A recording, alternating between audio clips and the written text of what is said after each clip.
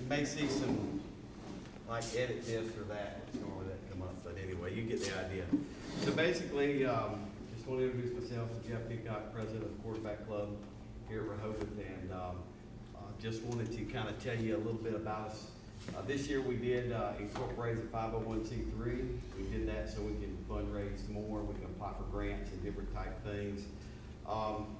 We're a community organization, so the biggest thing, we're basically here for two reasons. One is to fundraise and to serve our football team, and then also to create school spirit and also community spirit. As far as fundraising, when we talk about fundraising, you ask why do we have to fundraise? And basically we want our kids to have an opportunity to be successful. Over the past couple of years, we've had really successful seasons, and a lot of that is because we have done a lot of fundraising in the last 2 years, not to take any kind of credit away from the players or the coaches, they're the ones that did the work, but fundraising is a huge part of what goes on in our program. Just so everybody knows, to kind of give you an overview of the funding for the high school football, and I think for other sports as well, is the only, basically only funding we get is the gates, okay? And then we also get a head coach supplement and 4 assistant coach supplements, all right? Right now we have about 100 varsity football players signed up to play next year if they all stay, which is phenomenal. I don't think ever in the history of Rehoboth.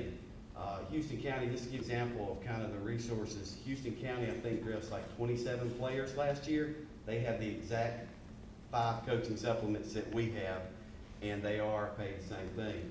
So, there is some challenges with having a bigger program. And so what we have to do a lot of times is we have to raise funds so that we can help out with expenses. We help out with travel expenses. We spent about $20,000 this year investing in our field house alone, in upgrades to our field house.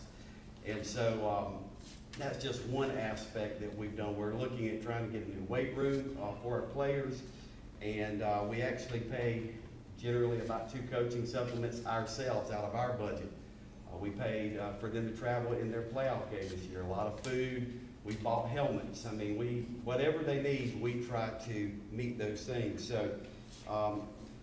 So anyway, just to give you another little thing we've got going on is we've got 74 lockers and 100 varsity players. So that's a challenge for us. And with the middle school coming over, we've got about 40 or 50 7th, 8th graders that are wanting to play football. So with the middle school coming over here, we have some challenges. So we have to work together. We have to raise funds. We want to be competitive. We've got a great football coach. I think he is going to really take us to the next level, and we certainly want to keep him, and we want to do that by giving him the tools that he needs to be successful. And so that's what we are trying to do. So if we're going to be competitive, we've got to fundraise, and that's where we are as parents and as school and as community asking for buy-in. And really, I think for Rehoboth as a community, for our town council and mayor, I think it's, even in your interest to really, when you think of a town, a lot of a town's identity is tied with a local football team because we're in the South. I went to Enterprise, and everywhere I went when I was, after school, where you from? Enterprise. They got a tough football team, or we hated playing Enterprise, or they got a good football team. So a lot of our identity as a community is tied with our football team, and we want to make it successful. So anyway, so we've got to fundraise. We don't have a choice if we're going to give our kids the opportunity to succeed, because we don't have a choice, okay? So anyway, just to let you know, we say we're a community organization. We're partnering with the elementary school to help raise different funds, so we're not just about football. As a matter of fact, we just did our 2020 golf tournament. We raised over $3,000 for our golf team. By the way, just made the state championship today.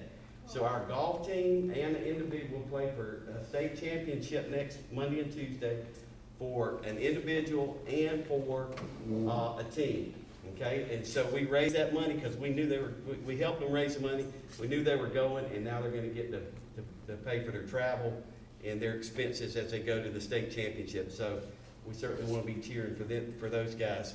So we're doing that. We also partner with Pee Wee football and cheerleading, and also we're talking with Coach Sunday about partnering with a Pee Wee basketball and cheerleading league.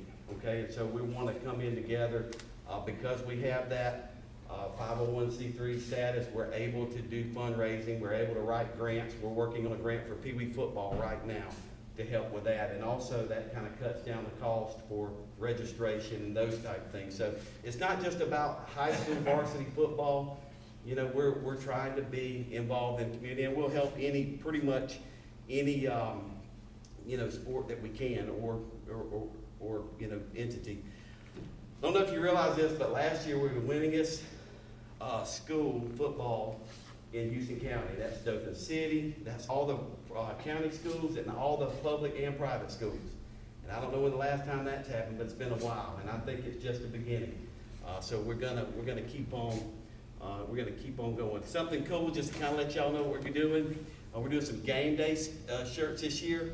We're trying to build school spirit, and so put the Alabama one up there, just in case y'all don't like Alabama. It's the only one I could find, but the same artist that's doing the Alabama, Auburn, and Troy game day shirts is going to design us 5 game day shirts that we'll be selling on June 1st. And we're going to sell those as a package. And what we really want to do is build school spirit, build community spirit. And so that's just a cool way to do it. We actually only have 4 home games this year. It looks like we're going to have to travel to Pike Road because of the COVID thing last year when we had to cancel that game. But I think we're going to make a game day shirt and take it to Pike Road. So everybody wear the same shirts. Reserve tickets go on sale. They'll go on sale